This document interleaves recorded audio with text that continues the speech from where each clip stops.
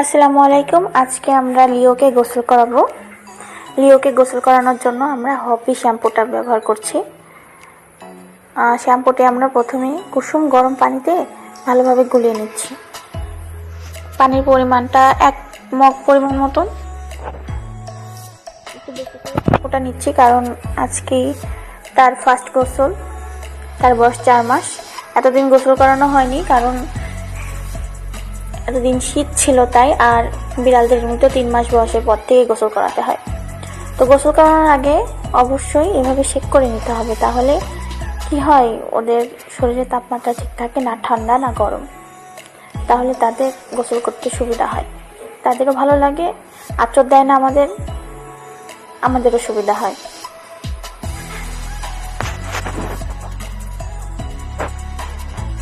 প্রথমে পুরো শরীরটাকে ভিজিয়ে নেওয়া হচ্ছে, এরপর আচ্ছা তাকে বেলা রেডি করা হচ্ছে। তার অনেক ময়লা হয়েছিল, প্লাস সারগুলোতে কি জড়ে গেছিল, কিয়ের গন্ধ হচ্ছিল। তো ভালোভাবে গোসলটা করানো লাগবে ওকে।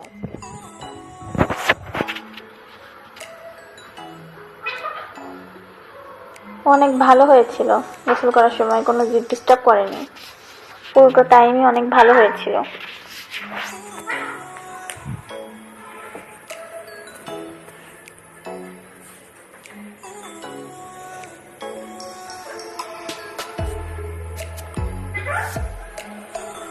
এই হলো তাদের আসল চেহারা। ফাড়ি তাদের সৌন্দর্য। এই যে ভিজিয়ে দেওয়া হয়েছে, এখন মনে হচ্ছে যে খরগোশ।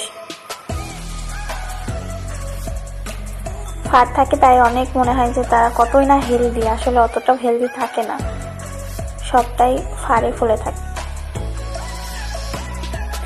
তাকে চেষ্টা করা হয়েছিল যে বালতির ভিতরে বসে সে গোসলটা করে কিনা, তাহলে আরো ভালো হতো, তাহলে বালতির শ্যাম্পুর পানিটা পুরোটাই ব্যবহার করা যেত, কিন্তু সে বসলো না।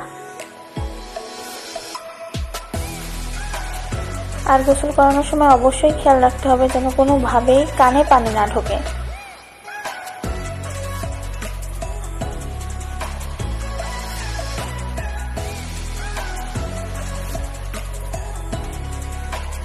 গোসল করানোর দায়িত্বটা আমি নেই না, কারণ তুষার অনেক ভালোভাবে গোসল করাতে পারে, এভাবে আসলে আমি পারি না।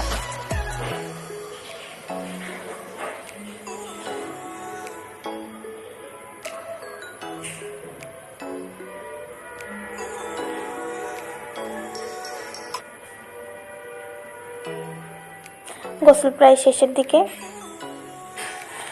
আমি ভিডিওর স্পিডটা একটু বাড়িয়ে দিয়েছি, না হলে অনেক লং টাইমের ভিডিওগুলো অবশ্য দেখার আর রুচি থাকে না। আমার বাসায় ঘুঘু আছে, ঘুঘুটে ডাকছে।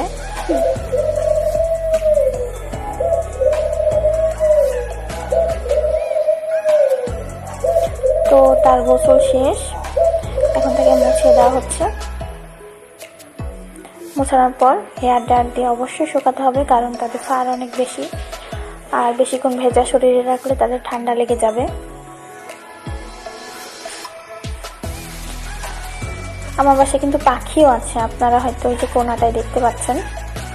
বিড়াল আর পাখি আসলে একই বাড়িতে রাখা অনেকটাই অসম্ভব, কিন্তু আমি অসম্ভবকে সম্ভব করার চেষ্টা করেছি। আমার বিড়ালগুলোকে আমি সেভাবেই ট্রেন দিয়েছি যাতে শুধু পাখি নয়, ইঁদুর দেখলেও তারা কোনো অ্যাটাক করে না।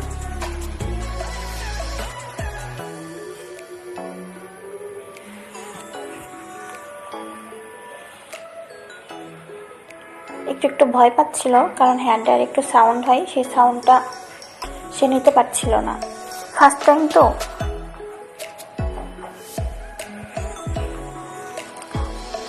ওখানে মিঠু আছে, মিঠু তখন অনেক ডাকাডাকি করছিল।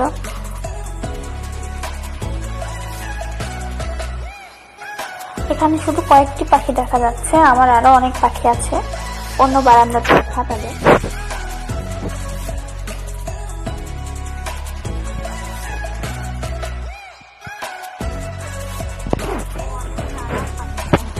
বাতাসটা গরম, গোসল করে আসলো। তো এভাবেই গোসল।